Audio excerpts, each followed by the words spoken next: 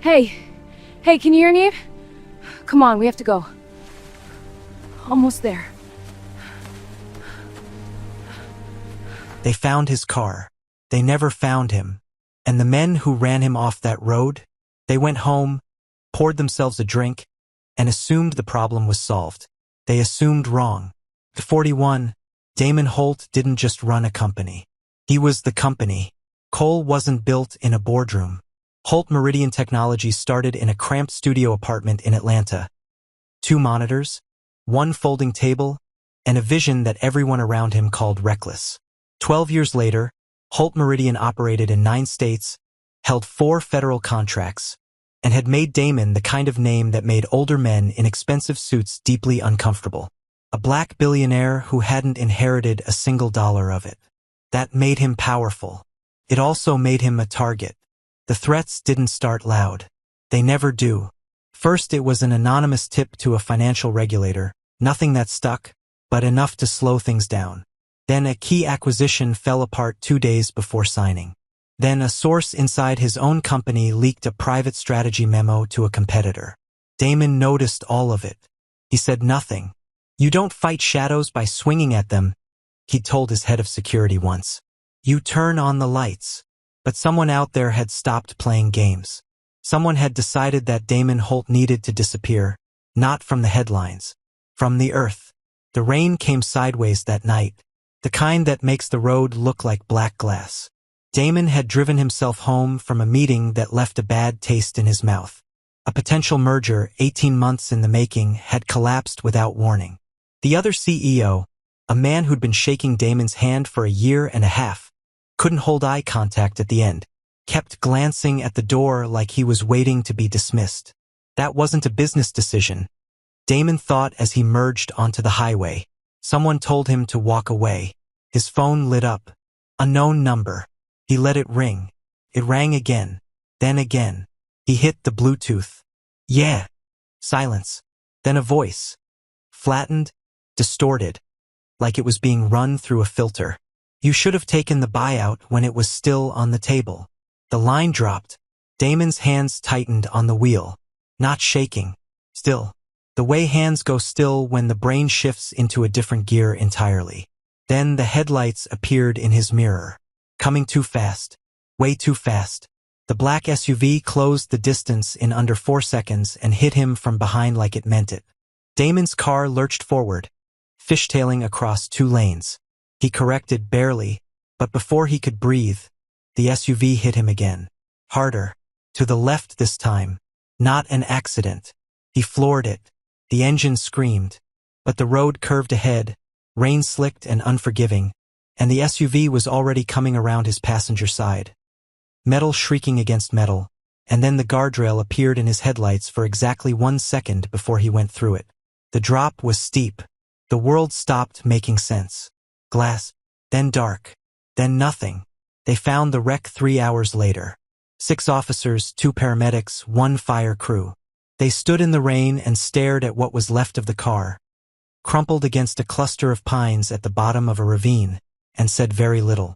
"Nobody walked away from this," one of them said. "They searched for 2 hours. Found no body, no trail. The storm had erased everything." By morning, the story was on every screen in the country. Damon Holt, CEO of Holt Meridian Technologies, missing after catastrophic crash. Presumed dead. Deep in the woods, half a mile from where anyone thought to look, Damon Holt was not dead. He was close, but not there yet. He lay face down in wet leaves, thrown clear during the roll, 1 arm bent wrong, a gash across his forehead painting his face dark. His breathing was shallow and uneven, present, but barely. His phone was gone. His shoes were gone. He didn't know his name. He didn't know anything. Reina Castillo wasn't looking for him. She was 26, up before sunrise like always, moving through the woods she'd walked since she was a kid. She carried a woven bag for herbs, chicory, yarrow, whatever the morning offered. It was how she supplemented her income. Farmer's market on Saturdays. A few regular buyers online. Nothing glamorous. But it kept the lights on in the 1-bedroom house her grandmother had left her. She almost missed him. A shape, Wrong color against the leaves. Too still. She stopped, pushed a branch aside, and then she was on her knees before she'd made a conscious decision to move. Hey! Her hand on his back. Hey! Can you hear me? His chest moved. Just barely. Raina looked up. Trees in every direction. No trail, no road, no signal on her phone. She looked back down at the man. Large, badly hurt, completely unconscious. She had two choices. Leave and call for help, which meant he might not be alive when help arrived. Or get him out herself right now with no help at all. She grabbed him under the arms and started pulling. Took 40 minutes to get him to her house. She stopped 3 times. Her shoulders burned. Her knees were soaked through. She didn't stop a 4th time. The first night, she didn't sleep. She cleaned the wound on his forehead.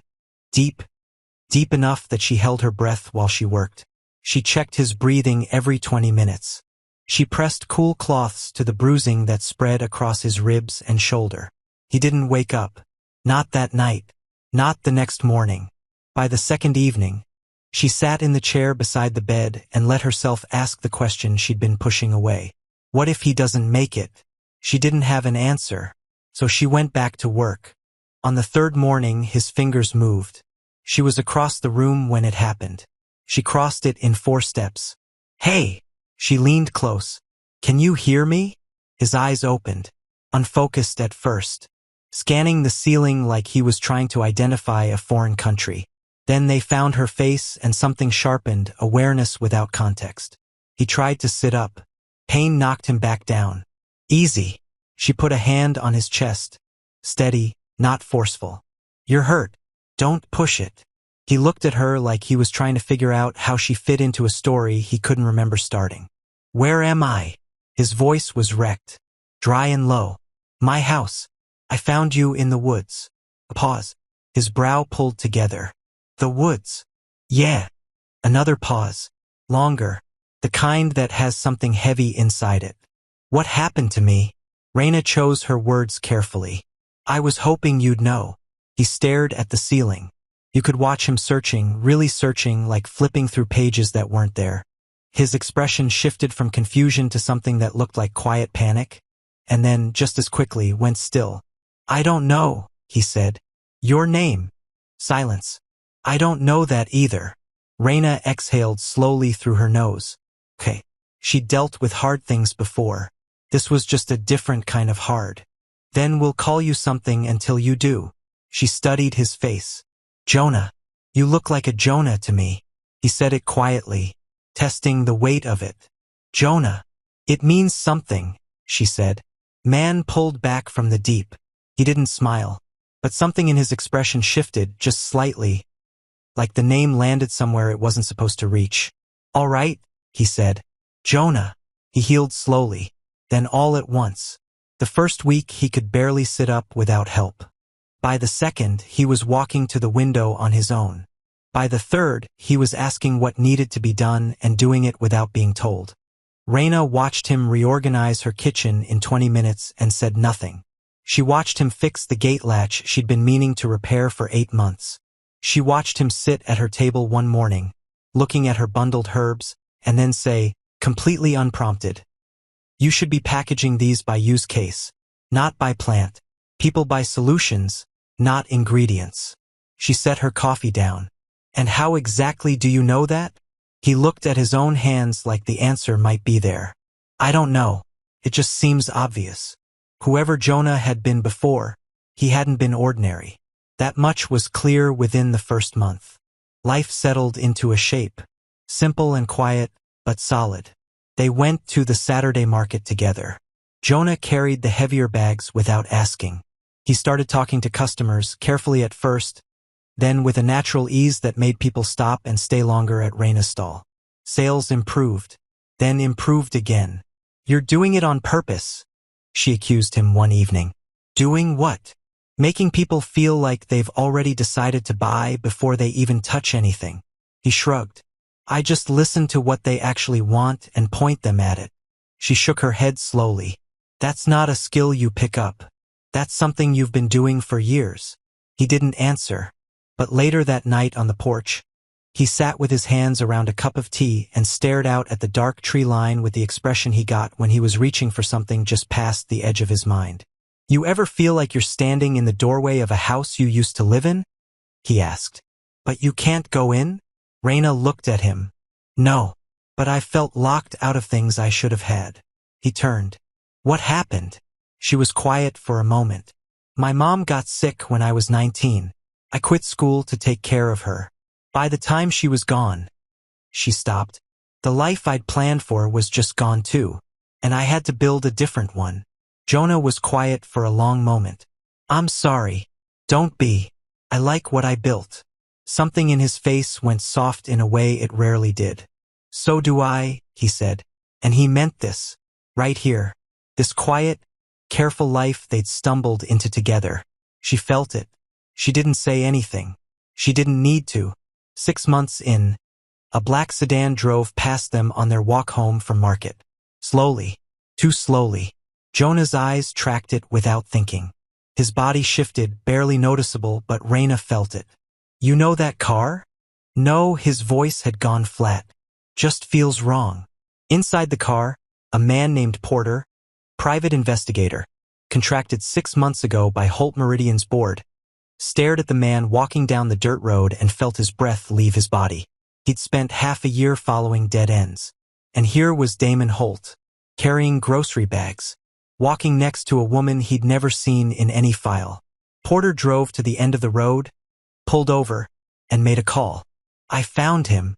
That night, Jonah was quieter than usual. Raina noticed but didn't press. She'd learned when to ask and when to let silence do its work. After dinner, he stood at the window for a long time. "Something's coming," he said. Raina looked up from the book in her lap. "What kind of something?" "I don't know." He turned from the window. "I just know I've been feeling like borrowed time for a while now, and today it felt shorter." She held his gaze. "Whatever it is, we figure it out together." He nodded slowly, but his eyes never fully left the window. The next morning came clear and cold. Raina heard the engines before she saw anything. Not one. Multiple. Controlled and synchronized in a way that made her chest tighten before she understood why. She stepped onto the porch. 7 black SUVs rolled down the dirt road in formation and stopped in front of her house. Jonah came out behind her. She heard him go still. Doors opened. Men in dark suits stepped out. Not aggressive but precise. Scanning. Positioned. Then the rear door of the second vehicle opened, and a woman stepped out. 60s. Elegant. Gray locked hair.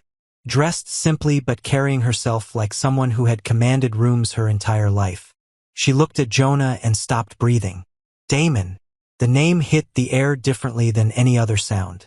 Not loud, but final. Jonah's face hardened. "You have the wrong person."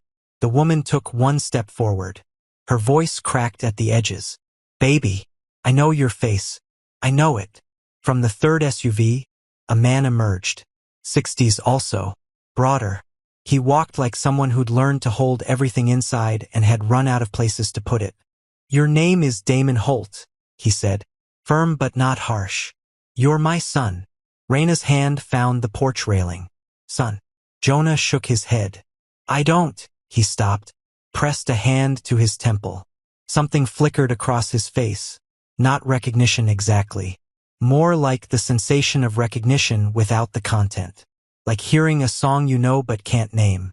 One of the suited men approached and held out a tablet. A photo.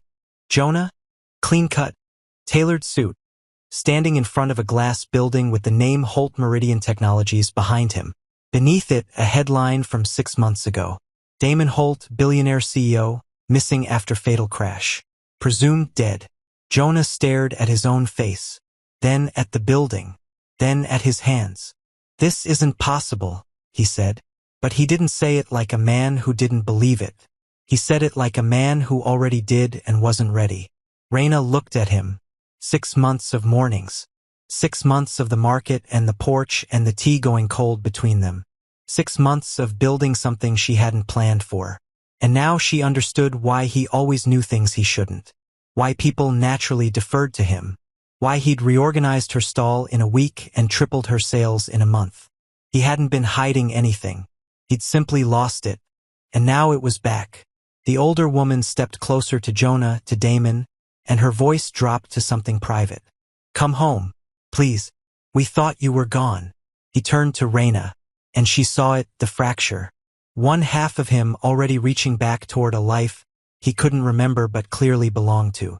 The other half planted here, on this porch, in this quiet world they'd built without asking for it. Raina! Go! Her voice was steady. She wouldn't let it be anything else. If that's your family, you need to know the truth. You deserve to know. I don't want to just. Jonah. She said the name deliberately. Their name for him. The one she'd chosen. She let it sit between them for a second. Go.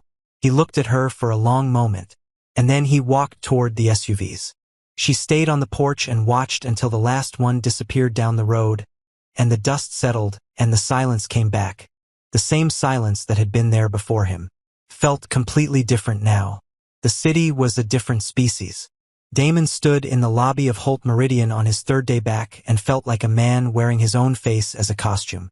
People moved around him, assistants, executives, heads of departments, and they all looked at him with the same thing in their eyes. Relief, expectation, certainty that he was going to be exactly who they needed him to be. He wasn't sure he was. His parents moved carefully around him those first days. Showed him videos, photos, press coverage. A man who had built something from nothing and dared the world to stop him. He watched that man like a stranger at first. But the building had its own memory. His body knew the elevator button before his mind did. Knew which hallway led where. Knew which conference room ran cold. On day 4, he walked into a strategy session he hadn't been briefed on, listened for 8 minutes, and then interrupted a senior VP mid-sentence. That structure doesn't protect us on the back end. If they exit after phase 2, we absorb the entire loss. The room went quiet. Then the CFO said, quietly, he's right. Damon hadn't thought about it. He'd just known. The old him was still in there, coming back in pieces. The investigation had never stopped. Now it accelerated. 2 names surfaced. Rival executives. Both of whom had been positioned to lose significantly if Damon's latest acquisition finalized. They had hired outside contractors, planned the route, the timing, the impact.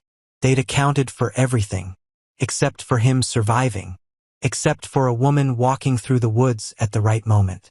When the lead investigator finished the briefing, Damon sat in his chair and looked out the window at the skyline. They built the whole plan on one assumption, he said. Sir, that I was alone out there. He wasn't thinking about the crash. He was thinking about Raina. He called her that night. She answered on the 3rd ring. You okay? Was the first thing she said. Something about that made his chest ache. Yeah.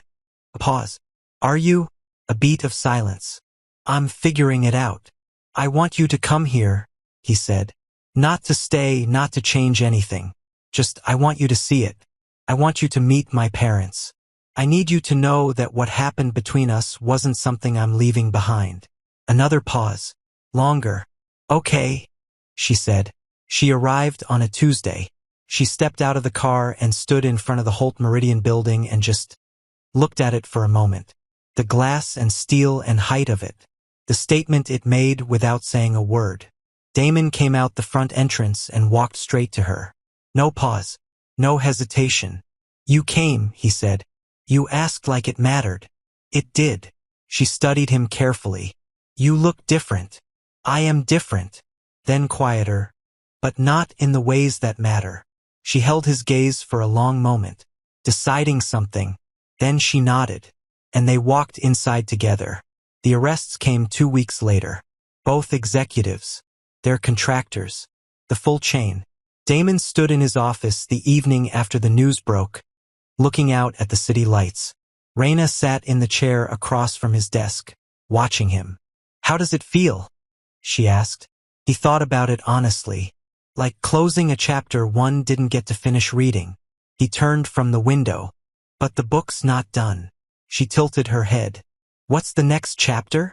He crossed the room, sat on the edge of the desk across from her. Close. I've been thinking about something, he said. The whole time I was Jonah, I watched you work. Every day. You were building something real with almost nothing. You had more instinct in that market stall than half the executives in this building. Flattery, she said. Capital, he replied. I want to back your brand. Properly. Whatever you want to build, the wellness line, the community element, all of it. With real resources behind it. She was quiet. And if I say no? Then you say no and I respect it. And if I say yes? Then you build it your way. I just open the doors. She looked at him for a long time. I want it to be mine. Not yours that you gifted me. It will be. I want that in writing. He smiled, the real one, the one that didn't show up in meetings. Done. 8 months later, Raina's brand had a wait list. She'd named it yarrow, the first herb she'd been looking for the morning she'd found him. She stayed in the city for longer stretches. Still kept the house in the woods. Still went back when she needed to breathe. Damon bought the property next door to the cottage and cleared it, but never built on it. Just left it wild. Why? She asked him once. Because some things shouldn't be developed, he said. They should just be left alone to be what they are. She understood he wasn't talking about land. The night he proposed, there were no cameras. They were on the porch of the cottage. The same porch, the same trees, the same quiet that had held them both when they had no names for what they were to each other. I've lived 2 versions of my life, Damon said. He wasn't performing it. He was just telling the truth. One where I had everything and couldn't see what was missing, and one where I had nothing and somehow found the only thing that actually mattered. Raina's hands were still in her lap. She was very still. You found me when I didn't know who I was, he continued. You didn't need me to be anything. You just kept me alive and let me figure out the rest. He reached into his jacket pocket, dropped to one knee on the worn wooden boards they'd stood on 100 quiet evenings. I don't want to build another version of my life that doesn't have you in it. He opened the box. Marry me, not because of what I have, because of who I am when I'm with you. Raina looked at the ring for exactly 1 second. Then she looked at him. You almost died in my woods, she said. I know. I dragged you through mud for 40 minutes. I know. And you couldn't even tell me your name. I know. She smiled. Slow. Real. Yeah, she said. Okay. Yes. At the wedding, 2 worlds sat in the same room. Board members and farmers market vendors. Executives and neighbors who'd bought lavender bundles on Saturday mornings. His parents who cried early and didn't stop. Her cousin who drove 6 hours and arrived an hour late and nobody minded. When Raina walked down the aisle, she wore something simple. Her grandmother's earrings. Her own hands steady. Damon watched her come toward him and felt, for the second time in his life, like a man being pulled back from the deep. They told the story 1,000 different ways over the years. The billionaire who survived. The empire rebuilt. The men who planned a murder and lost anyway. But the real story, the one that lasted, was simpler than all of that. A man lost his entire identity and survived because a stranger chose not to walk away. A woman who had almost nothing gave everything anyway, without asking what it was worth. And somewhere in the middle of all that loss and all that quiet, 2 people found out exactly who they were. Even the ones who already knew their names. The most dangerous thing those men did wasn't putting him in the woods. It was leaving him somewhere he could become someone better.